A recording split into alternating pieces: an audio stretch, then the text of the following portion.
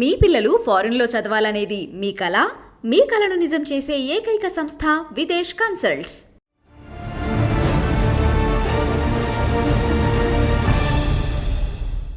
Welcome to I dream. Telugu రాష్ట్రాల జరుగుతున్న రాజకీయ పరిణామాలు, కేసుల దర్యాప్తుపై హైకోర్టు అడ్వకేట్ రాజురెడ్డి గారితో చిన్న చిట్చాట్ చేద్దాం. ఇటీవల కాలంలో రెండు రాష్ట్రాల్లో జరుగుతున్న సెన్సేషనల్ కేసులు ఏ దశలో ఉన్నాయి, ఒక్కొక్క కేసు ఏ స్థాయిలో వస్తుంది, వాటితో పాటు రెండు రాష్ట్రాలు ఎన్నికల వేడి వచ్చింది కాబట్టి ఆ ఎన్నికల పరిణామాలు ఏ విధంగా ఉండిపోతున్నాయి, అదేవిధంగా ఇటీవల జరుగుతున్న సర్వేలు వెనక ఉన్న నిజాలు ఏ విధంగా ఉన్న విషయం రాజురెడ్డి గారు అడుగుదాం. రాజురెడ్డి గారు నమస్తే అండి. నమస్తే.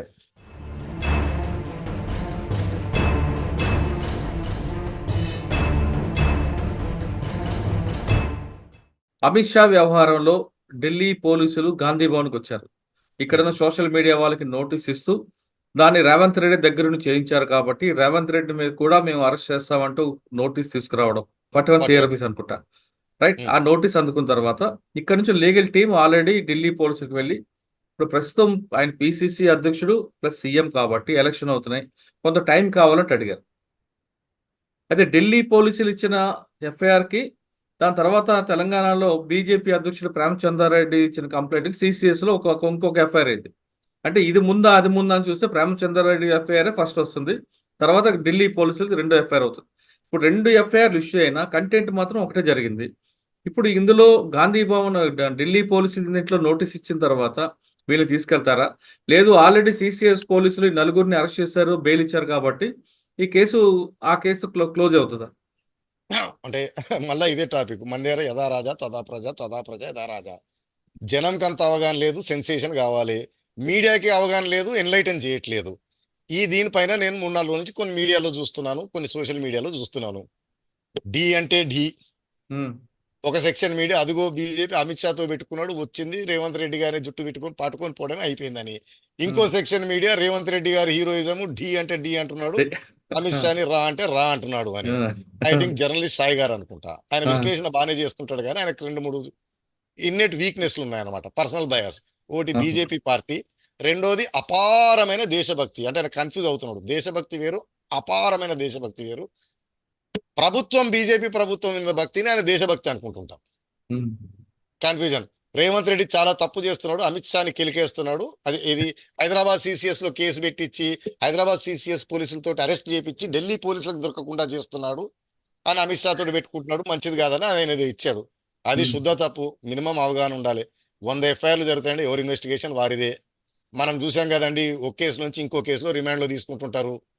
ఒక జ్యుడిక్షన్ పోలీసులు అరెస్ట్ చేసి ఒక కేసు అయితే ఇంకో జ్యుడిక్షన్ పోలీసులు వచ్చి ఇంకో కేసులో రిమాండ్ తీసుకుంటుంటారు. కాబట్టి CCS పోలీసులు అరెస్ట్ చేస్తే ఢిల్లీ పోలీసులను ఆపటం, ఢిల్లీ పోలీసులు పట్టుకెళ్తే CCS పోలీసులకు పట్టుకోకపోవడము, ఇది ముందు FIR కాబట్టి ఆ తర్వాత FIR నిలబడకపోవడం అనేది శుద్ధ అబద్ధం. మన దగ్గర మీడియా డివైడే ఈయన హీరోయిజం చేస్తుంది, ఇంకో మీడియా డివైడే అమిత్ షా హీరోయిజం చేస్తుంది. రెండు శుద్ధ తప్ప అబద్ధం.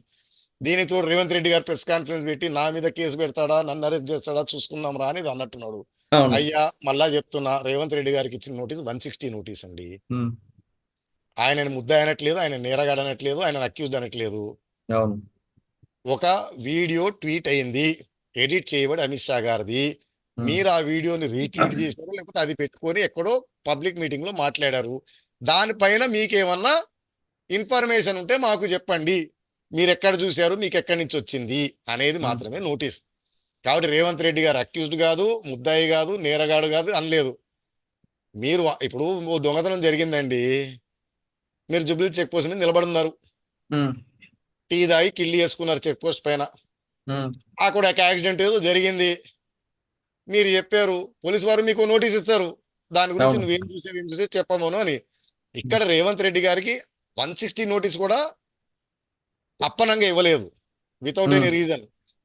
వారు ఒక పబ్లిక్ మీటింగ్ లో అమిత్ షా గారు అనంది అన్నాడు అని చెప్పి పదే పదే అంటున్నారు. ఒక ట్వీట్ ఒక వీడియోని పెట్టుకుని అన్నారు. కాబట్టి ఆ వీడియో ఎక్కడి నుంచి వచ్చింది, మీరు ఎక్కడ చూసారు, మీకేమైనా వచ్చిందా, ఎవరి ద్వారా వచ్చింది, ఇన్ఫర్మేషన్ చెప్పండి అని మాత్రమే పంపించారు. నెంబర్ 1.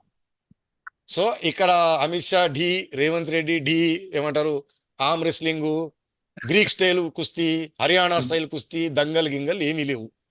కాకపోతే ఎలక్షన్లో వాడుకొని రాజకీయ వర్గాలు ఏంటంటే దీన్ని డి అని ఎస్కలేట్ చేసుకొని పబ్లిక్ లో ఇమేజ్, ఓట్ల కోసం ప్రయత్నం వారు చేస్తారు.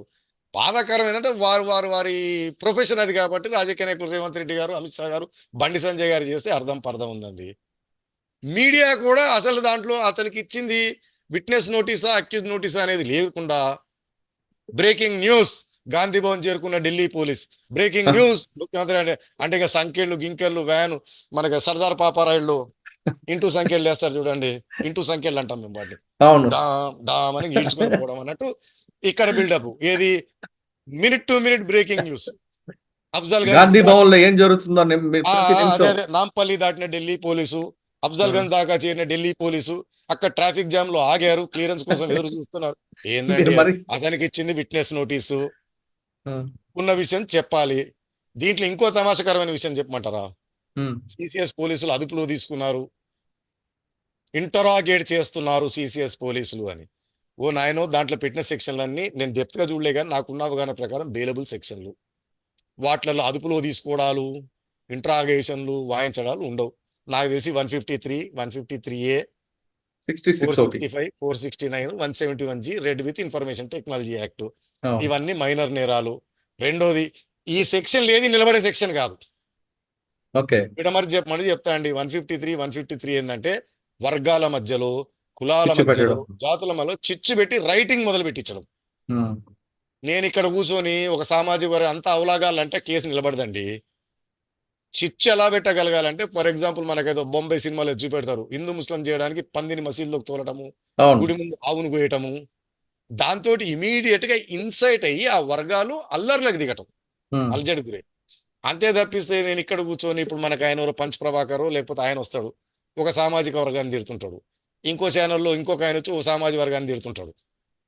ఎక్సెప్ట్ ఏమంటారు వాటికి 153 ఏంటంటే అతను చేసిన యాక్ట్ ఎట్లుండాలంటే ఇంకా there is no possibility but writing ఇక అల్లరు అవును. చెలరేయటమే.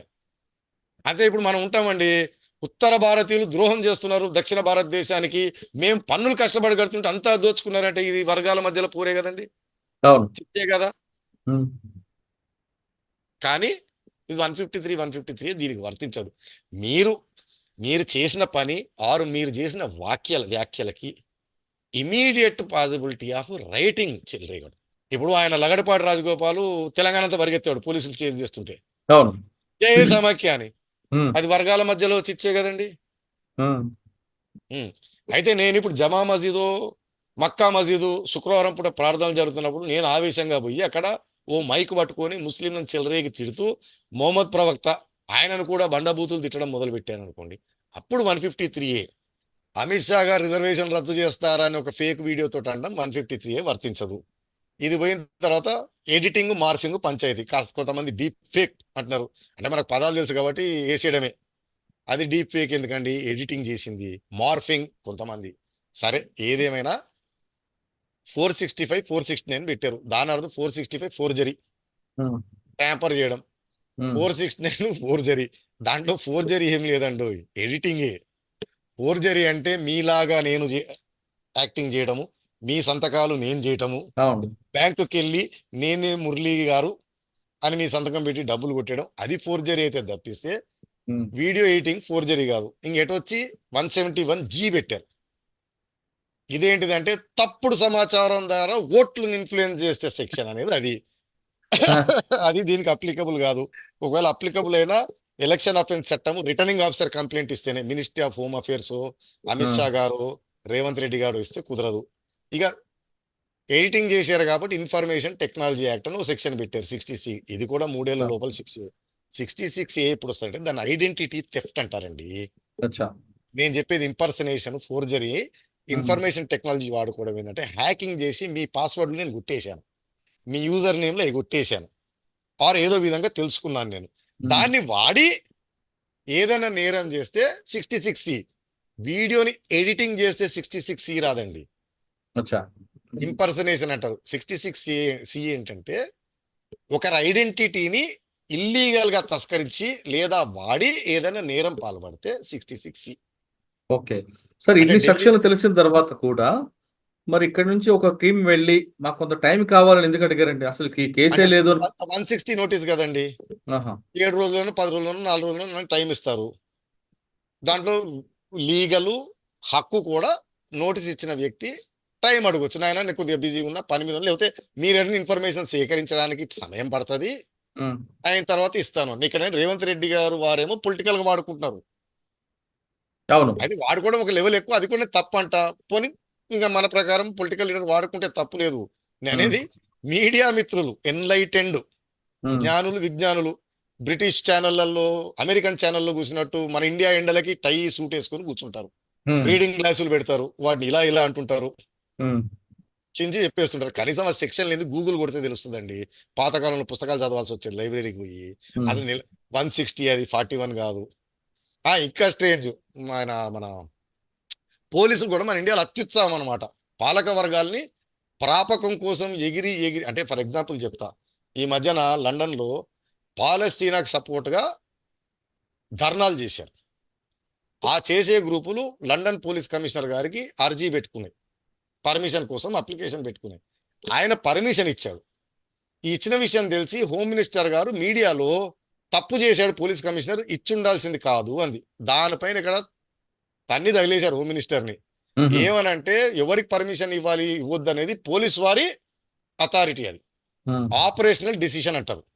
పాలసీ డిసిషన్ మంత్రి గారు చేయాలి. మీరు పోలీసుని ఇన్ఫ్లుయెన్స్ చేసేటట్టు మాట్లాడారని చెప్పి ఆవిడ రిజైన్ చేసిందండి, ఆ, బర్తరఫ్ చేశారు. ఆ, ఇప్పుడు నేను చెప్పిన ఒక సెక్షన్ కూడా నిలబడదు. కాకపోతే అమిత్ షా గారు కాబట్టి ఢిల్లీ పోలీసులు ఆధారబాధరగా ఎగురుతూ మళ్ళీ సెక్షన్లు కూడా మనకేమో చెప్తారు మా చిన్నప్పుడు. అదే మనం ఇంతకుముందు వీడియోలో కూడా అనుకున్నాం, మీరు బాగా చదివితే మామూలుగా రాస్తారండి, మీరు చదువుకున్నప్పుడే పేజీలు నింపే వ్యవహారం అంట. అందుకని దొరికిన సెక్షన్లన్నీ దువ్వడం. ఆయన మెప్పు కోసం. మెప్పు కోసం కాదు, ఆయన మెప్పు పడతాడో లేదో పాపం ఆయన ఎందుకు అనాలి, కానీ ఆ, ఎవరి ప్రయత్నం వారిది అనమాట. ఈ వేసుకొని ఆధారబాధరగా ఢిల్లీకి హైదరాబాద్కి రావడం, నోటీస్ సర్వ్ చేయడం. ఇంకోటి కూడా దాంట్లో ఆ నోటీస్లో ఫాల్ట్ ఉంది. 160 సెక్షన్ చదివితే తెలుస్తుంది మీకు. అది ఓన్లీ నేబరింగ్ పోలీస్ స్టేషన్లో ఉన్న విట్నెస్కి మాత్రం ఇవ్వచ్చు, మీరు పక్క వేరే స్టేటే కదండి. వేరే స్టేట్కి. ఎందుకంటే ఫర్ ఎగ్జాంపుల్ మనకి ఆంధ్ర సిబిసిఐడి, టీవీ5 ఆంధ్రజ్యోతి ఛానల్కి నోటీస్ ఇచ్చినప్పుడు వాళ్ళు హైకోర్టుకి దానికే పోయారు స్టే ఇమ్మని. ఆహా. ఆంధ్రప్రదేశ్ హైదరాబాద్లో ఇవ్వడానికి వీల్లేదు. కాకపోతే ఆ కోర్టులో ఏంటంటే సిబిసిఐడి స్టేట్ అంతా చట్టం కాబట్టి, నేబరింగ్ స్టేట్ కాబట్టి అని వచ్చింది. సిబిసిఐడి కాదు కదా, ఓన్లీ సిఐడే కదా. అదేనండి సిఐడి. ఉమ్, అరే మనం ఓకే. వాడుక భాషలో సిబిసిఐడి అంటాం. Crime branch, cinema cinema dialogue అది. మనం చెప్పిన సినిమాలో నాలెడ్జే కదండి. అంతే. రాజీవ్ రెడ్డి గారితో ఇప్పుడు 2 రాష్ట్రాల్లో జరుగుతున్న సంఘటనలపై, అంటే కేవలం నేరాల వరకే కాకుండా, కేసులకే కాకుండా